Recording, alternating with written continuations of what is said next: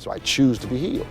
Get rid of the bitter poison that unforgiveness administers to the soul with Bishop David G. Evans. Forgive again, live again. It's a liberating experience, and being able to forgive someone and forgiving yourself. It's liberating. Forgiveness will deliver me in 3 dimensions.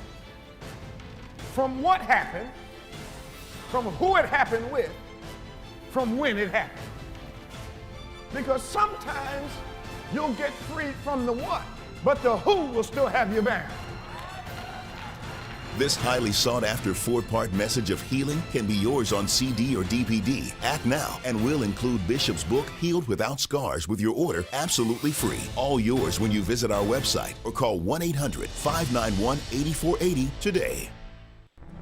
Adversaries come in many forms, but you will be victorious when you realize that worship is warfare. Adversaries are necessary because without them, you never really discover your purpose. We've accepted what somebody told us we were in our past. So our past is sabotaging our ability to hear instruction.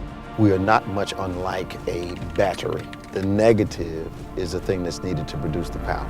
I empowered you to overcome everything you've overcome up to this present moment. I fixed you for what's going to happen after this. You were in the mind of God long before you were ever born.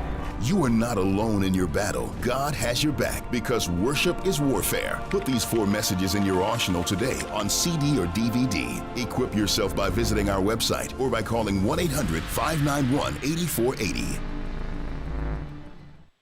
What if you could make one decision to unleash everything great in your life? Would you do it? Would you say yes? Are you tired of your relationships, your health, and so much more suffering because you lack the truth you need to change? The life you desire is within your reach. You can achieve all the success, happiness, and prosperity you deserve by simply learning the secrets that lead to real personal transformation. Change is hard, but not impossible. You just have to make one radical decision to get real. And there's no better authority on the real steps to change than David G. Evans. Some men trust in chariots. Some men trust in horses. But we will trust in the Lord. David G. Evans is leading the charge to bring you the power to change your life. He is committed to the mission of helping you transform and become a person of power, and it starts with his all-new system to change your situation. At the centerpiece of this life-altering collection is David Evans' groundbreaking training course. From ridiculous to radical to real, this means war. In this series, you will discover the steps to change. This series includes 2 powerful messages, each on winning the battle in your mind and cultivating a language of faith. That's 4 messages, 4 power-filled hours of material. If you want a better marriage, this series has the answers. If you want to achieve financial independence God's way, the secrets in this series will empower you to make it happen. If you want a life of power, anointing, and influence, this series will show you how to get it, and there's more. You're looking for serious, immediate results. So Bishop Evans will also include one of his best-selling messages called Weapon of Warfare. This classic teaching will build you up to start fighting in the spirit for what you deserve. This powerhouse collection, from ridiculous to radical to real, and Weapon of Warfare, will give you all the biblical strategies you need to change anything in your life. This collection will ship to you immediately with your gift today to David G. Evans Ministries. This ministry is revolutionizing the kingdom by empowering believers. Souls are being saved daily, and we need your help to grow this impact in a real way. Call now and sow your seed of just $35 for your transformation to help people around the world. Your $35 love gift goes straight to the front lines of ministry, providing help to those that need it most. Call now. Make the decision to get the power you need to change your life forever.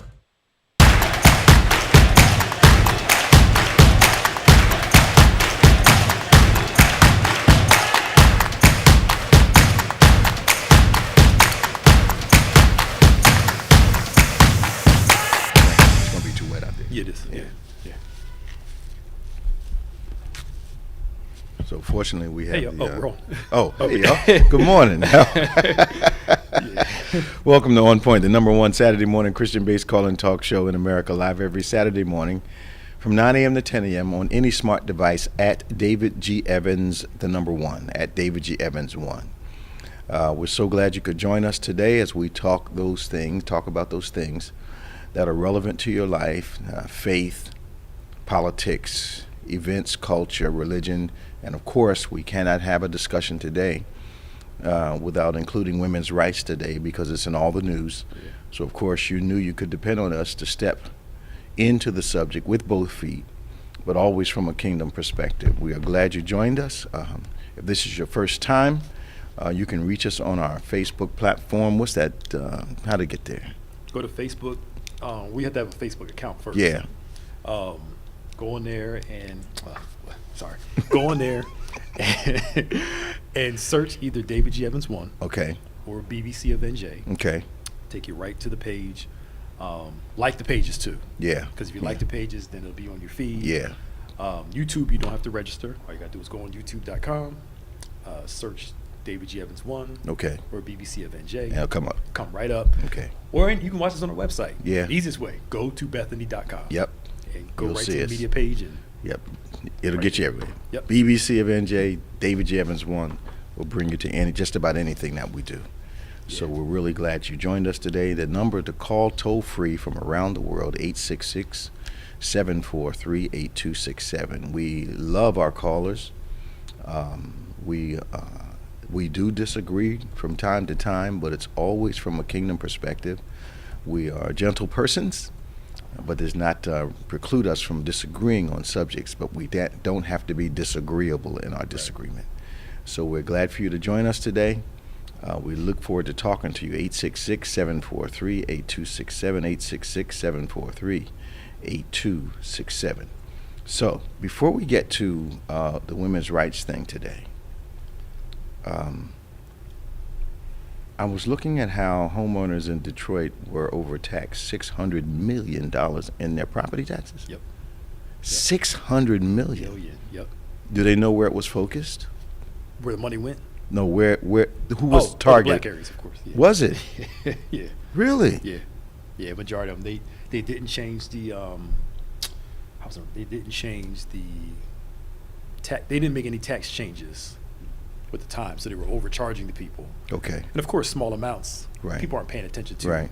So Right. the tax is $75 higher than. Right. Right. Right. So over the years, and the crazy thing is, a lot of people lost their homes Because of taxes? because they couldn't afford to pay Oh my. taxes. So that's why when you remember you went to Detroit, and you I said was it was there. like a Look, they yeah. told the mayor's team told me to my face, we're letting those neighborhoods go. Yes. He told me to my face. Mhm. And I meant, what do you mean by that? Police are not going to come. Fire people are not going to come. We're not going down to repair anything. It was one of the most bizarre meetings because I thought I was naive. Yeah. I didn't think an administration could decide we're letting that neighborhood go. Yes. Then of course they're probably going to do like they do everywhere else. Mhm. They're going to gentrify. Oh yeah, that was the plan. That's the plan. Yeah. That was And they're right. patient enough to let it go for They a few said years. we're going to make it so rough to stay there, people are going to move, and then we're just going to take over. Yep. And people were actually burning their houses down because they knew Yeah. that the fire company wasn't coming to rescue the house, so they knew they could file the claim. Yeah. Jesus. It was amazing, man. I was riding down the street, and we're sitting in the car just looking over the neighborhood because we wanted to bring some housing to Detroit, to the inner city, and I saw a pit bull stick his head out the second floor window of an abandoned house. And that's when they told me that there were packs of them living in those neighborhoods, and they would take over the abandoned home. Yeah. Yeah. The dog was looking out the top window like he lived there. It was amazing. I was like, yo, Pastor, is that what I really think it is? He said, yeah. He says they have to be careful sending the kids to school in the morning because you can't let them walk because the packs were attacking the children. That's insane. And they knew about it. So animal control wasn't coming either. Yeah. But anytime a pack of dogs can take over the abandoned home, There is no control. Right. And then you can't fully blame the people in the community when there's no help, Right. there's no assistance, Right. there's no aid. Right. Of course, you're going to have people acting. You look at the environment that they live in. Wow. But if you think they're already a certain way, Yeah.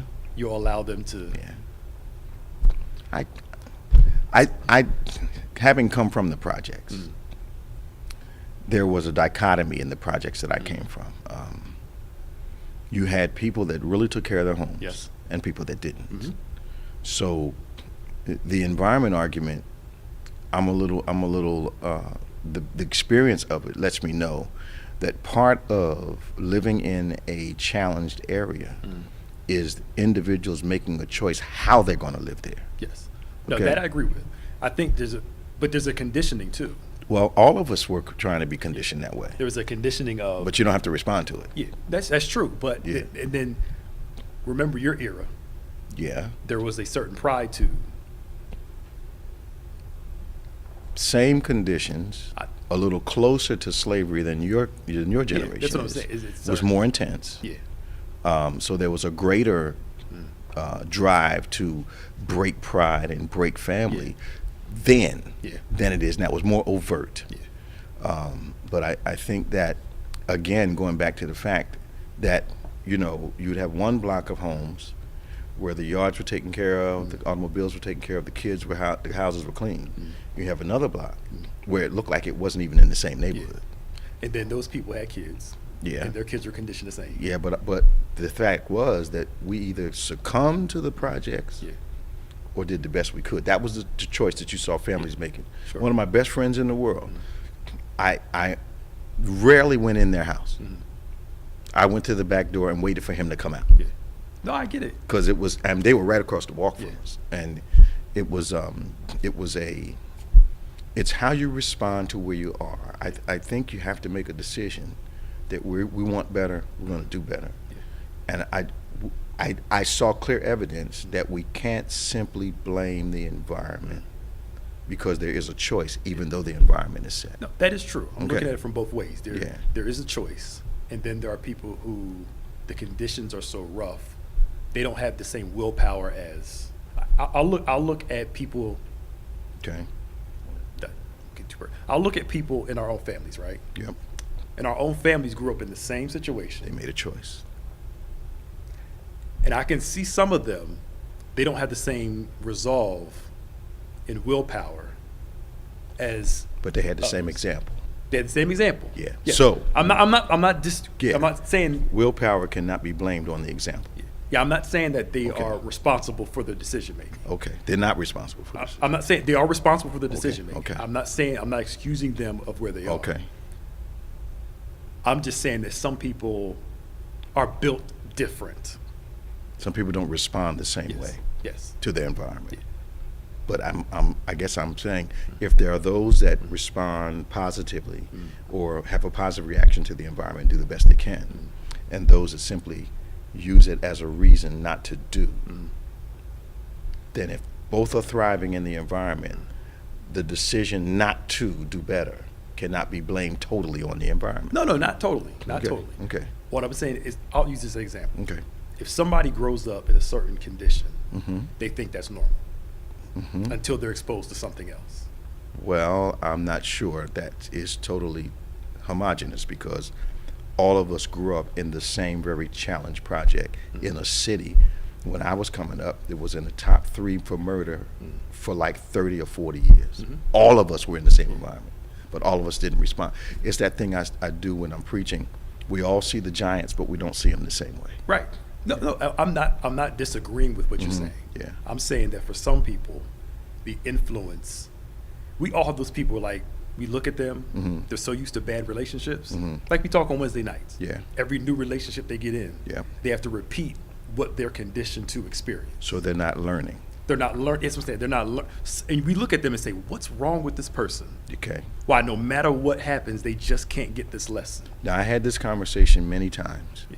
and it always feels as though that the majority of the negative decision, that the responsibility for the decision lies with someone else. Yes. It's hard for me to agree with that when I've been in the microcosm of choices. So I don't think, I understand we came out of slavery, we had these conditions, blah, blah, blah, blah, blah. These services are offered to us that are designed not to progress us in most cases, but to stay where we are. Yeah. But I still think at the end of the day, it showed me, living in the project showed me that even in that condition, you could make a decision to do better. Absolutely. And that me having that personal experience, there were some people that the easier way to exist was to get the welfare and not move forward. Oh yeah, some people are just yeah, trifling. it was. Some people are trifling, some Yeah. people are broken. I Yeah. think what I'm getting at is the root of why the people aren't making these changes.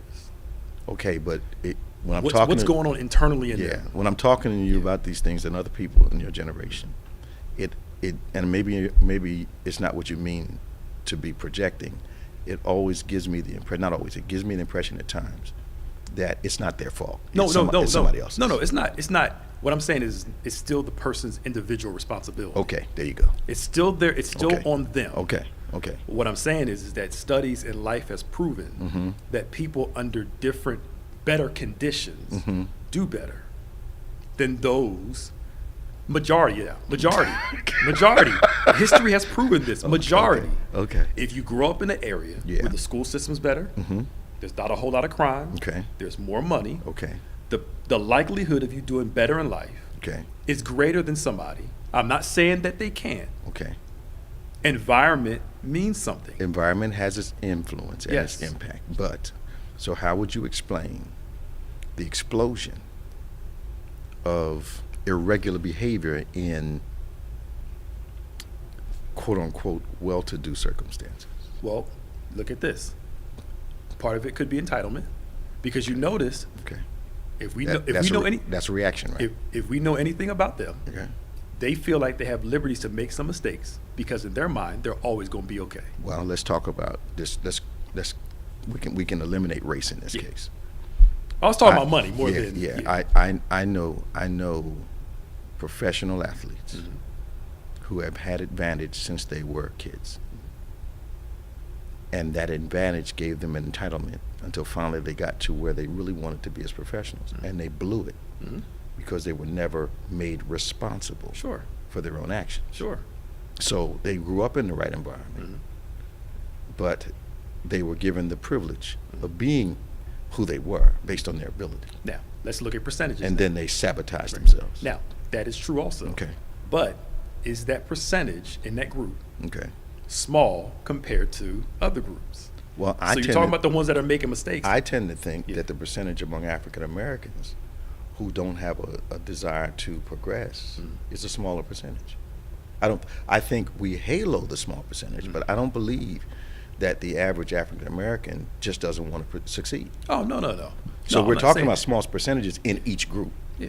Yeah. But at the same time, let's look at percentages. So Okay. those people who grew up entitled, who, like you said, make those mistakes. Small percentage. Small percentage. Okay. Right? And those that don't want to succeed, those that did not want to make it out of the projects were a smaller percentage than those of us that did. Yeah. Conversely, Mm-hmm.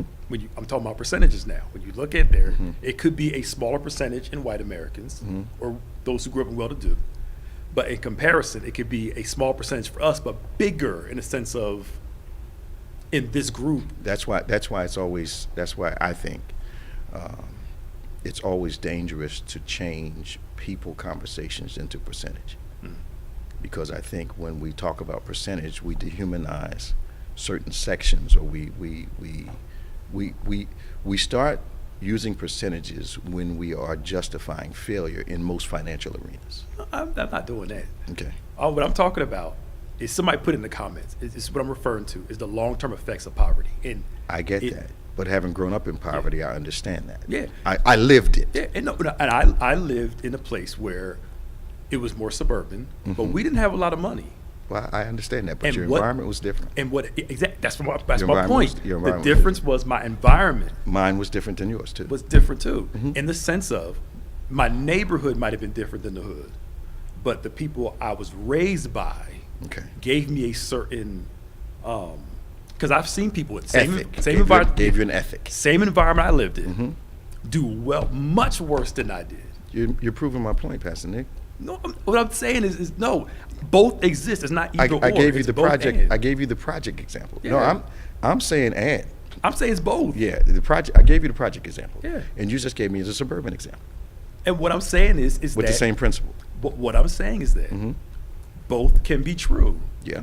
That's I'm all saying trying I'm to saying say. both are true. That's what I'm saying. Both can be Okay, true. you took a long way around to get to that. No, I'm not denying personal responsibility. Okay. I am not denying that. Okay. All I'm saying is that environment. Some people respond differently. We've been saying the same thing then. That's what I was saying. But I think we're approaching it from a different angle. Well, we are. I think Yeah. when I talk about Yeah. this, I'm more engaged in positive progression. Right. So am I.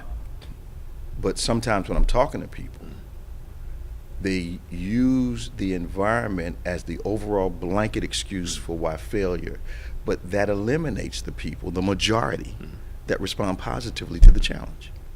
All right. I'll use this example. Okay. I'll use this example. Okay. So Abbott Elementary School, good TV show. It's about Abbott school Elementary School. I have no idea. It is a good show. I have no idea. I have no idea. Somebody yell, "Don't do it." It is a good. I haven't seen it. Bishop. It is a legit good show. Okay, So it's about okay. a girl who grew up in Philly, Okay. and she went back to teach in Philly. Which is where I grew up also. Right. And part of the thing was, it is harder for kids to go to school when they're hungry, to Absolutely. pay attention, Absolutely. old books, Absolutely. all that stuff. Absolutely. Right? Absolutely. That play a role into that. Absolutely. And the teachers are thing is, well, how do we help these kids learn even though their environment is bad? I get all that. And the premise is that yes, we can help them succeed. But environment does play a role, not the role. Okay. Role. I'm old, so Yeah. a lot of times when we're having this conversation, you give me the impression that the environment dominates, not plays a role. No, it plays a role. Okay, so all right, What I think that's you're more understood now. You're bringing it on this side. I'm bringing it on this side. Okay. And I'm looking at somebody growing up in Cherry Hill, Okay. on the good side of Cherry Hill, Okay. with new books, Okay. food, everything they need, Okay. successful day, Okay. versus a child over here who's going to school where it's no air conditioning, it's super hot, it's super cold, there's no real heat working, Yeah. books are old, they're hungry, so and so. You're describing my environment. Yeah, and what I'm saying is that this one can be easier than this over here.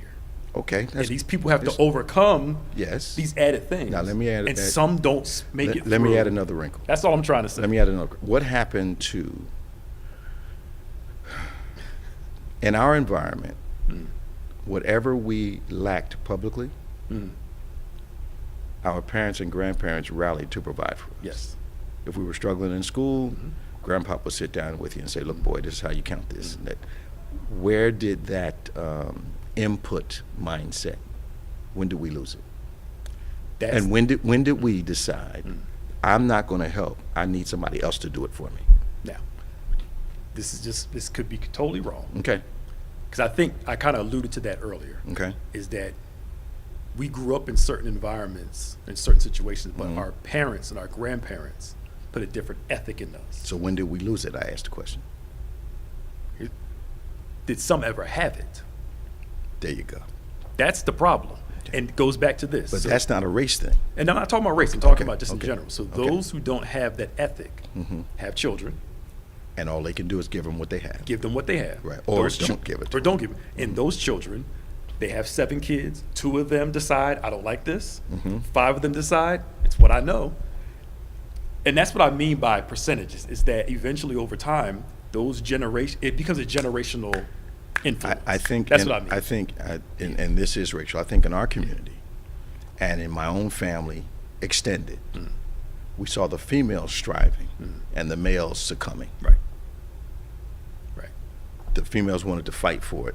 The males did not. Yeah. In the same household, in the same environments, in the same projects. Yes. Yes. Which is odd to me. And this is a concerning thing. And I think Okay. it's honestly something that we should talk about soon. Okay.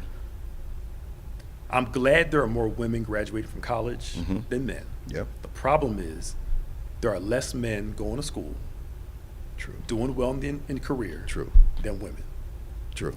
And I think it's supposed to be celebrated for the women doing better. But we should grieve all these young men who aren't really doing much with their life. We're succumbing to an overall satanic plot to birth a generation that is not equipped for the life that they're going to have to live. Yeah. That's what we're really succumbing to. Yeah. By not planting, you will. Yeah. And I think losing the parental leverage to say in this house, this is what we do, and start ingraining that Yes. from early on. We go to college, we don't know whether a ball's going to take you there or your brain's going to take you there. Right. But one of those B's is going to get you where you need to go. Yes. Okay. And I think we came we came from different angles and it came to the same In the same conclusion. place. In the same place, yeah. But I think it just we look at, for instance, we had a young kid here, without sharing too much. Yeah. His dad really was hypercritical. Okay. I mean, overly critical. Bad critical. Yeah. And his thing was, well, I can't do anything good. I can't do anything well. I'm not good at school, so and so and so. And I said, where does this come from? Well, my dad says this, and he's been hearing it his whole entire life. Okay. Probably because his father probably heard it. Right. And then he was conditioned into, and he was living his life based off of those. I can't do anything right. So everything, even though, again, he makes the mistake, it's his fault. Yeah. And he blames, well, my dad. Well, I'm like, there's eventually a time you have to break off of this. Well, here's the problem. And talking him through that scenario. Breaking away from it Yeah. feels like betrayal to some people.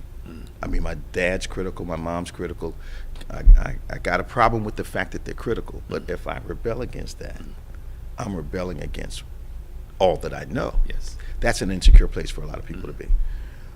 But I also understand that sometimes we don't understand the generational impact we're having on the children that we have. And we have to be careful to guard them from the very thing that defeated us. Yes. But it's also one of the great things about getting saved. Yep. Is that you learn a new blueprint. Yeah. And you're able to say to yourself, okay, I love my mom, I love my dad, but this part of their diagram for me was all whacked out. Yes. And come to Christ and get this new life in him. Yeah. And then God can start to give you a new design that you can overcome all of this stuff. I know that one of the elements in the homes I grew up in, my home with my mom and my grandmom and grandpa's house, was the Jesus element. Yeah. They believed they could do all things through Christ. And I think that has to be implanted. But then we got the faith issue. Not everybody thinks salvation and Jesus and all that will make it. Yeah. But there's too much proof that's measurable that a life with Christ will make a difference for you no matter what you're doing. Absolutely. Yeah. And I totally agree with that. Yeah. And I think that overall, and I talked to somebody conservative black about this. Yeah. Which I actually like how a lot of conservative blacks in some way look at, say, you know what, almost the Malcolm angle. We can't totally rely on the government because they're not going to do their part. No. So we have to do ours. But when you put Malcolm and Martin together, that is the perfect combination of what we need. Okay. Because Malcolm's thing was, the government's not going to help us. We have to help ourselves. Self-reliance. But what made positive changes in this country was not the self-reliance on the streets. No. It was Martin in the White House, in the Capitol building, saying, look, yes, we need self-reliance. Because Martin taught on self-reliance. Yeah. But he understood the environment needs to change some But to also- help out. Yeah, but also there's an impatience with process. The street offers you a quicker reward, but a more fatal culmination. Yeah. The process of getting your education and doing all that requires you to be able to watch other people driving big cars and wearing fancy clothes, but understand the goal is going to make the difference. Yeah. Am I going to spend my productive years in a grave or in a prison? Yeah. Or do I spend it building a business or working in a corporation? So I think, again, we've got this impatience with the process. And I think when people are oppressed over time, they become more image conscious than they are process conscious. Because the only thing they can control. Yep. Is their image. And it kind of fosters a selfishness, because to do some of the things we have to do in the street to quote unquote get ahead and to get dollars and all that are detrimental to other people in our own community. Yeah. That's wrong all day long. Yeah. And I agree. I think one of the things that gets me about our country is we're willing to let segments of people, no matter what race they are, to live a certain way. Don't change it. And okay with them wasting away. That's capitalism. And that's capitalism. Yeah. Whether it's rural white America. For capitalism to succeed, you got to have poverty. Yeah. And will not help their environment at all. Because it doesn't pay. Right. And that's the thing. They're willing to change their environment. You need workers. But won't invest. And I think that's my issue. We'll Philadelphia and other places. We've seen them build hotels, huge buildings, but will fight over renovating a school that costs $300,000, but will pay $1 billion. It's amazing. I did have that explained to me. I did. And it's not going to make sense to anybody that's listening to us. Yeah. And it won't make sense to you. Yeah. I actually challenged a governor of this state about the allocation of funds, because I got tired of it. Yeah. How do you have $1 trillion to send over to Ukraine, which I think they need to do, Yes. and we got homeless people and hungry people right here in the United States? And that doesn't make sense to most people that go to work every day. Yeah. The reality is they think that Ukraine satisfies an international agenda, and they call it a good use of funds. Okay. But to rescue the hungry Yeah. and the homeless is not the best use of funds. I had them tell me to my face. See, that to me, that's trifling. So Yeah, it's trifling. you got kids that going to school with asbestos. Not a good use of funds.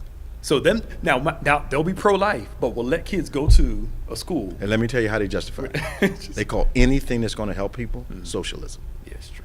Yeah. Anything. Yeah. But they don't call a church feeding people socialism. They call that religion. Because they believe the church is supposed to help, not the government. Yeah, but here's the thing.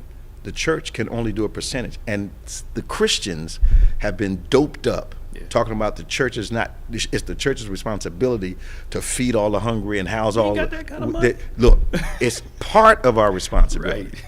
But it is not our responsibility does not take the mandate away from the government to take care of its people. That's why third grade social studies.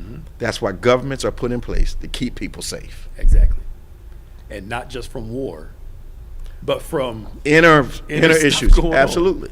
But that's one of my biggest things with this country is we'll let segments Go away.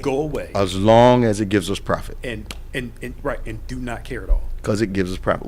We don't care. We want you to come to work. We don't care where you live as long as you just come to work. Yes. We're not concerned about the condition where you live as long as you come to work. Yes. Because we need you making that money so we can make the millions and billions that we want to make. Because they see employees as disposable. And watch You won't this. work somewhere else. Absolutely. Guys, there's somebody else to fill it. Yeah. That's why there was very little concern for businesses that went out of business during the pandemic. Because they can always pick They up. popped up like weeds. Yeah. New ones popped up like weeds. In the same buildings, doing the same thing. Yeah. I love America, but I can't stand it sometimes. Well, it's but it's not just America. It's inequitable. Yeah. It's not just inequitable, America. and our focus is not on people anymore.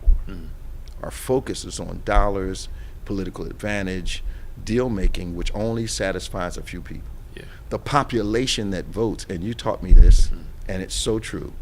We tend to vote against our own interests. Yep. I've seen them do it here in the state of New Jersey, seen it done on a national level. It's happening in Florida. They're voting for someone who doesn't care about them. Yeah.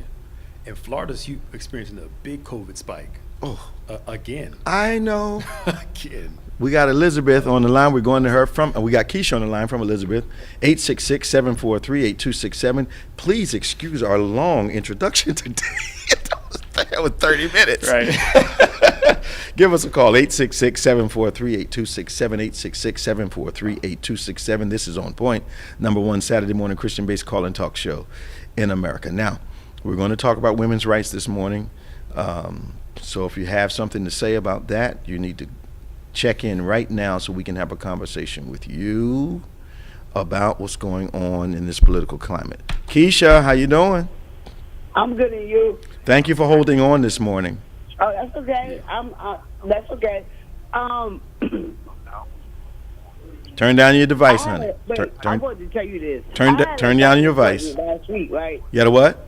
So I doctor's appointment. Mm-hmm. And all of a sudden, something told me because I was supposed to have been there by 11 o'clock. And something told me, I was standing there waiting for the bus for like a half an hour. Something told me to call, and I did. So the lady that was, she works there. She, come on, Keish, come on. Said, I'm on my way to the eye doctor. She said, Keisha, don't come. I'm like, oh, God. Why? She said, the eye doctor you're supposed to see today got COVID-19. I said, oh, my goodness. I was like, I don't believe it. Why me? Every time something go on, I'm like, why me? Why me? That's like, not a bad thing, Keisha. That was a good thing. Yeah, because even though I waited, but I don't have to pay for no glasses or nothing like that. Thank God for that. Well, that was a good thing. Now, you weren't exposed that day. My Medicaid card, they don't want to pay hardly nothing no more. Well, you know, it's part of capitalism. Mm-hmm. Can't help us too much. Yep. Thanks for calling us this morning, Keisha. You doing all right? Oh, you're welcome. Hi, Pastor Nick. Hi. All right, girl. Talk to you Okay. here. Bye-bye. All right. Let's go to Tom, Florida. Hey, Tom, how you doing? Good morning, Bishop. Hey, Tom.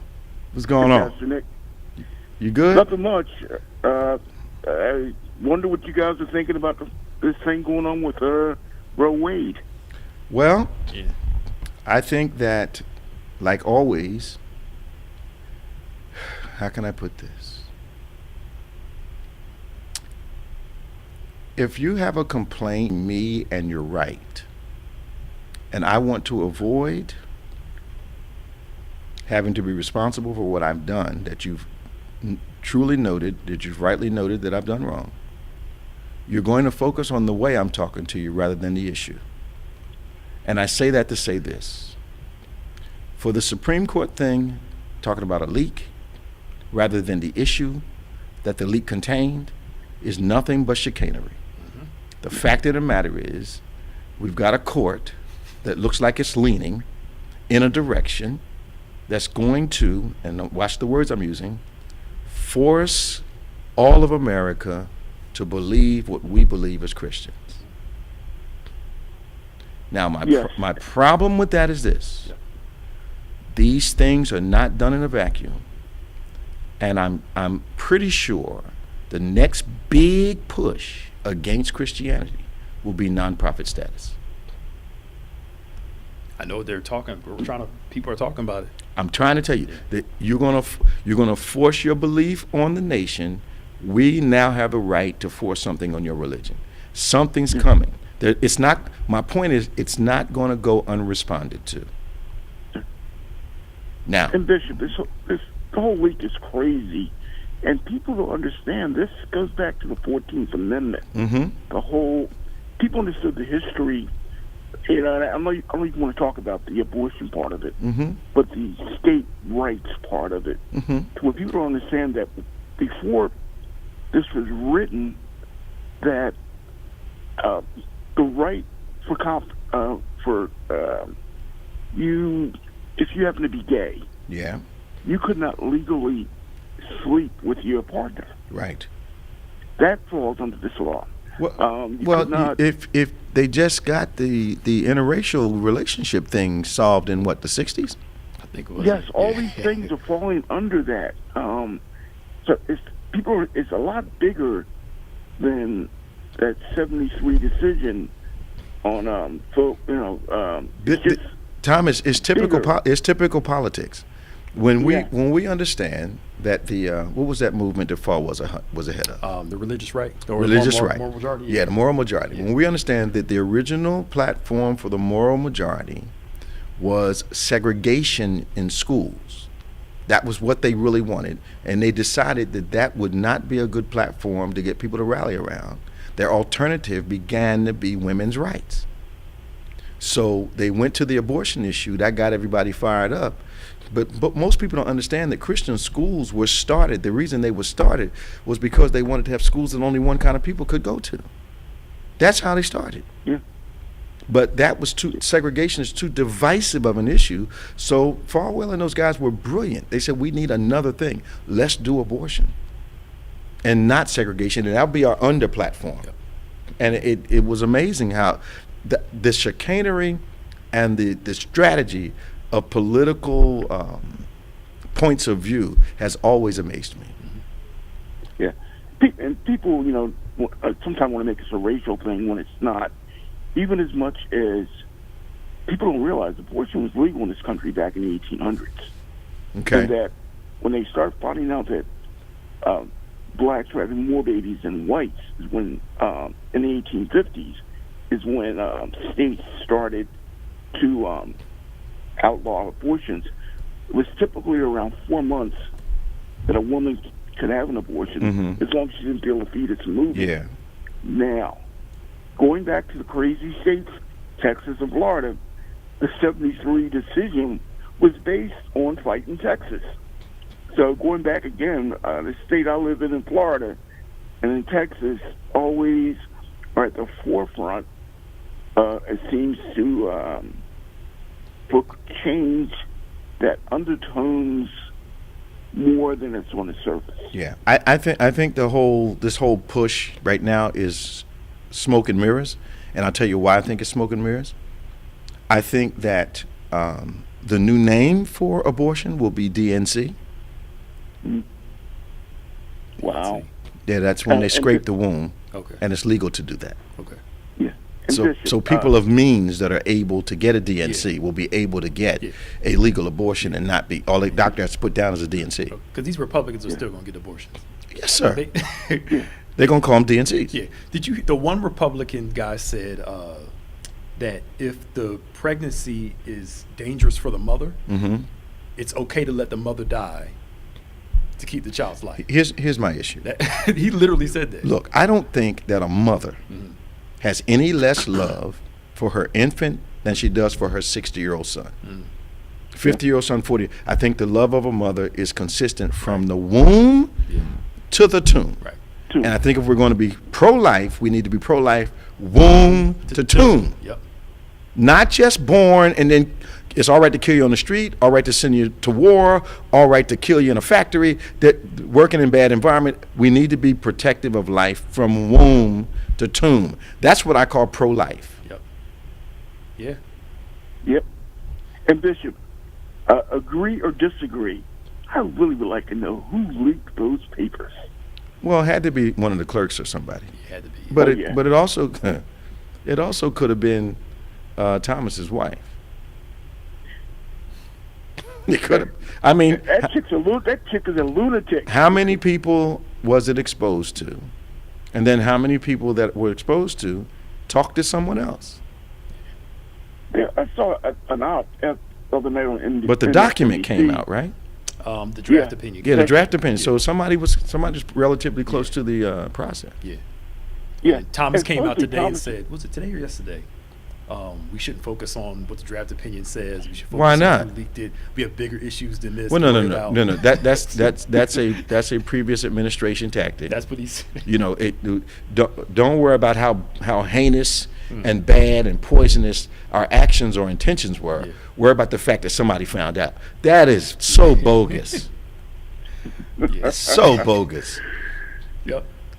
So, Tom, I just I don't know what to say about your governor. It's just, I guess Danny's going to bring us up on the other man. He's kind of quiet. You know what? He ain't been He's quiet this week. Yeah. Well, he hasn't been as obnoxious this week. Wait till Monday. He backed up he backed up about a foot from some of the present articles. He's not stepping into some of them. He's now saying, let's wait and see what the real opinion says. Oh yeah. And with the guns. So he's trying to preserve, because he knows it's going to cause a flare up in his state. You know what? I think police support him. I cannot see police supporting him with this gun thing. They will. I mean, can you imagine? They will. It's the South, I man. can't imagine. They will. It's the South. They're going to vote against their best interest. They're going to vote against their best interest. There you go, because, they pull up on you now. Do you have a firearm? You go, yeah, I legally got one. What about it? Incredible. Thanks, Tom. Hey, take care. 866-743-8267, 866-743-8267. Is Robin first, I believe, or is Danny? I think Danny was on first. Robin? Robin. Hey, Robin, how you doing? Good morning, Bishop and Pastor Nick. How All right. y'all doing this Thanks for morning? calling the pro-life pastors this morning. Yes, no, we was laughing at y'all's debate this morning. That was father and son debate. Oh, well. But everything you were saying was true, and everything you were saying was true too, Pastor Nick. I think we have to. I think I've always thought that our generational perspectives really adds weight to our conclusions and our conversations. I think if we were both same age, if he was 70 and I was 40, we were both 40 and we were both 70, we would have a limited perspective. I think the difference is we listen to what each other is saying, understand the point of view, but also understand the context of the points of view. So he brings something to me that I didn't experience growing up, and I bring something to him that he didn't experience growing up. Right, and I experienced what you experienced, so I get you, Bishop. Yeah. But I know there's other people calling in, but you usually don't worry about that, Robin. So when did you become concerned? Because I know the conversation that you have this morning that people want to. Lord have mercy on my son. I'm trying to be nice. But now, I'm not sure who said it. Maybe Pastor Nick knows. They're talking about messing with the abortion pills. And I'm not sure if it was the Indiana governor or senator said if they do turn over Roe versus Wade, then he'll be willing to try to turn over the interracial marriage law that was put into place years ago. So it's like they're just trying to change everything. Well, like I said a little earlier, what's going to happen, they're going to change the name of the procedure. And it's been around a long time. But it's an economic thing. Not everybody has benefits for a DNC, but it is primarily when your womb is emptied out. They scrape the lining, and anything that's in there is coming out with it. Okay. So it's been something that's been going on for a long time, but now I think it's going to be used for to cover up what's really happening. Okay. Right now, can they change the interracial marriage law? Well, they can change anything they want. Yeah. That's sad. A lot of this is just going to go back to the states. So if Roe v. Wade is overturned, the states have to make a decision. The southern states are en masse going to outlaw it. Northern states, where we are, I couldn't see it happening anytime soon. Well, not anytime soon. But I think what they're playing with is a national reaction based on gender. It ain't going to turn out good for them. My problem is this. Well, two things. Okay. Louisiana's trying to eliminate IUDs, like the birth control. Why? Thank you. But how come they always... I thought big government wasn't supposed to get in your business like that. Stay out of our bed. Not supposed... Right. What happened to that? Thank you. Because they're trying to do God's work. But you notice they never banned Viagra, I'm glad Cialis. No, they're not going to ban that stuff. Because it's for guys. Thank you. A woman can't get pregnant by herself. It's amazing to me. The other thing is not getting to the root cause of why some people get abortions. You counsel people that have gotten them? Yep. I have. Yep. A lot of them aren't doing it just because I don't want to have a baby. It's not a form of birth control. It's not a form of birth control. For 99% of people. Thank you. It's not a form of birth control. Let's get to the root of why. But they don't want to talk about that. Well, I think that, a good friend of mine has a clinic. And he's pro-life all day long. Yeah. And he found that most of the issue is, I can't care for this kid. I can't da-da-da-da. Yep. So what they've done is step in there. Training for parenthood, cribs, diapers, milk, whatever you need to raise a child. And it's not a government thing, but it's privately funded by foundations and whatnot. Yeah. But there are conditional or societal reasons why some people make that choice. Not agreeing with the choice at all. Yeah, not agreeing with it. Because many of us grew up in what was supposed to be inconvenient and impoverished environments.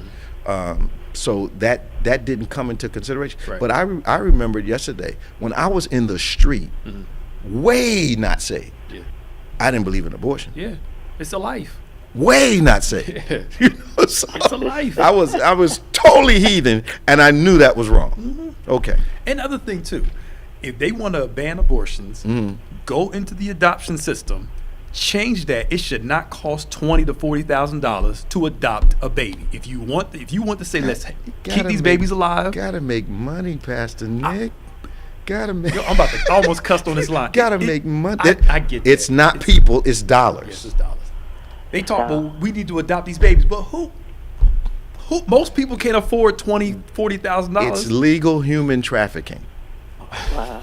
Well, Bishop, It's I'm legal thinking human about- trafficking. I'm sorry. I'm gonna hang up, but I have a question. Something in the Bible study was good.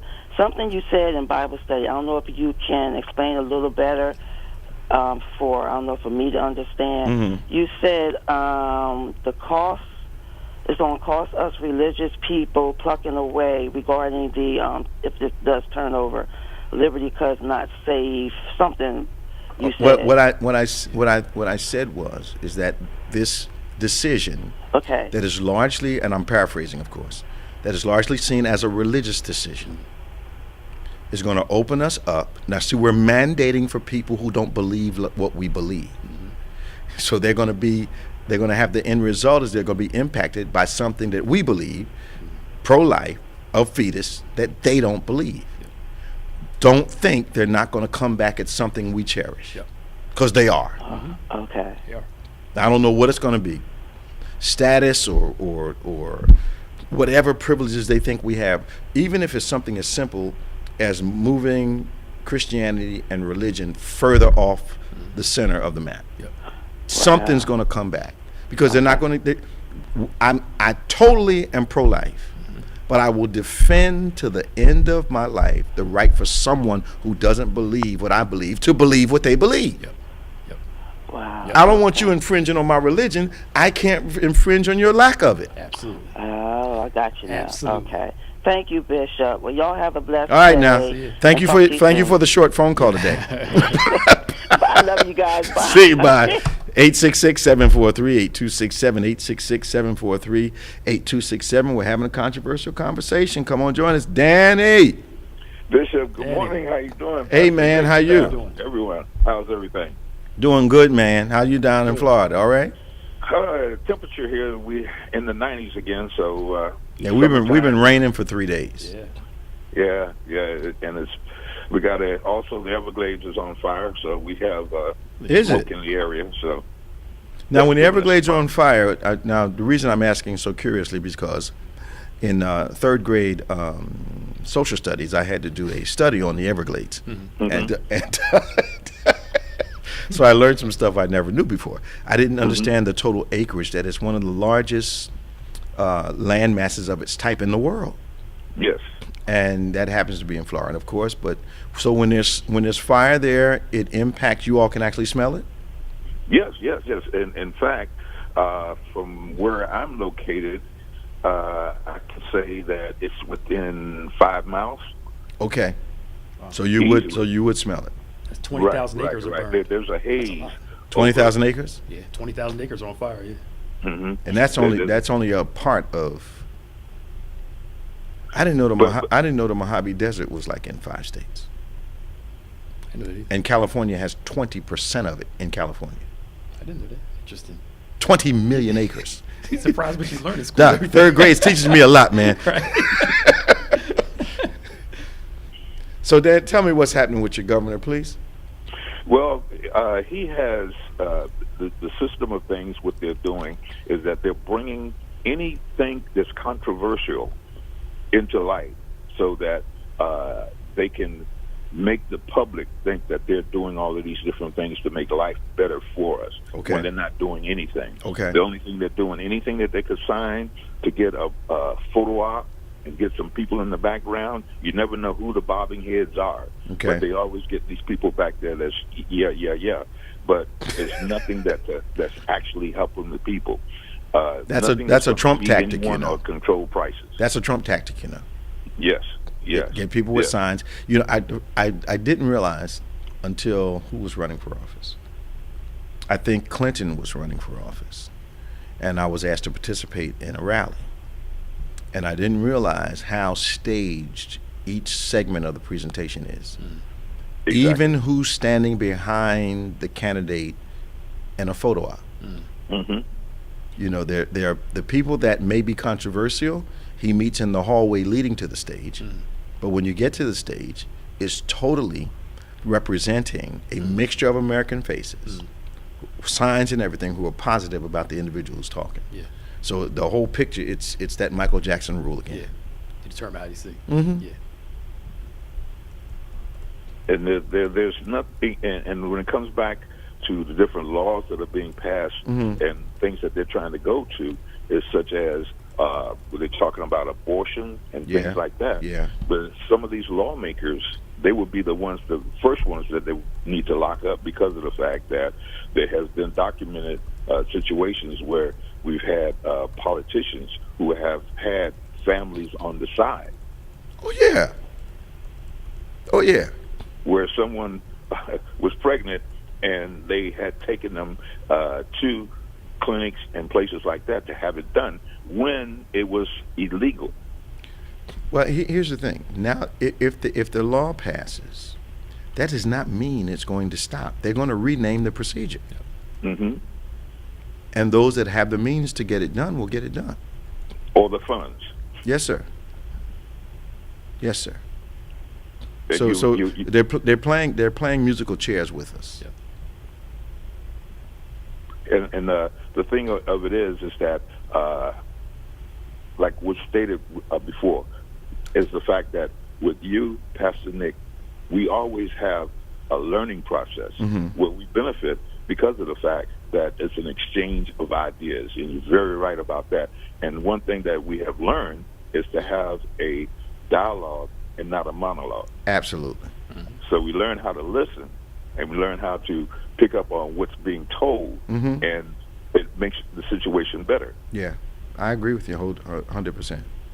So, for that, we really do appreciate you, and that's the reason why it's on point. You always end up getting right on point. We appreciate you, man. All right, we appreciate you. How's my sister? Is she still highly blessed and favored? Blessed and highly favored. All right, man. Talk to you. All right, Bishop. Bye-bye.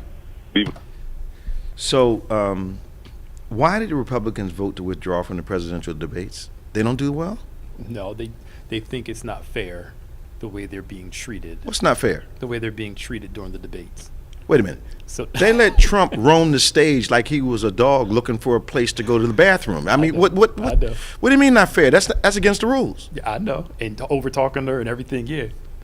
Where did they get this from? They are playing the victim card, that stuff stolen is taken away. So they want a platform where there's no competitive voice, and they can just present their platform. Yeah, that's what they're doing now. They're appealing only to their base, and that's people think, because you don't hear about Trump all the time. He is building and massing. He's going around the country doing his thing. Yeah, they made a mistake with this last thing, though. Yeah, They made a mistake. yeah. First time they caused our people of color in the country to rise up. This time they're causing the majority of human beings in the country to rise up. I hope so. Females. I hope so. And it won't be whether the ladies agree or disagree with the thing. They won't be told what to do with their own bodies. They will not be told what to do. Yeah, So they should approach this another way. yeah. Because But what's the integrity of the Supreme Court going to be going forward, Pastor Nick? right, and that's the thing. But that's why they wanted these conservative justices in place. That's not conservative. That's stupid. That's not justice. I know.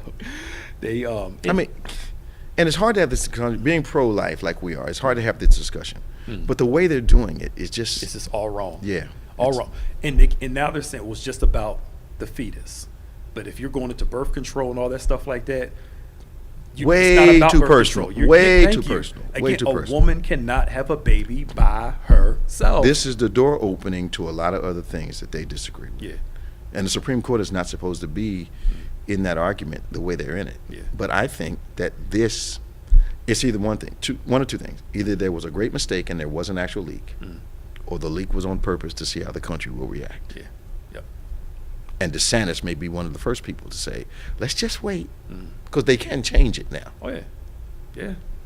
So it's going to be something to see in the next couple, however long this takes. Yeah. But overall, they should stop having sex. Yeah, fornication is a sin. We shouldn't do that. But again, a woman cannot have a baby By herself.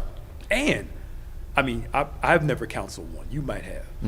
To me, if a woman has been raped or a young girl, 14, 15, I've counseled them and gotten pregnant I've counseled by them. the rapist. I've counseled them. I'm not saying I would run and tell her to go get an abortion, but I, as a man, I can't carry that. No. I don't have to walk around reminded of Every single minute of the day. Yeah. And But I have counseled some that have decided okay. Yeah. But I've also counseled some that said I can't do it. Yeah. And I'm not a woman. I thank you. It's not I'm not me. a woman. I can talk about this thing, but I can't get emotionally close to actually carrying a baby. Yeah.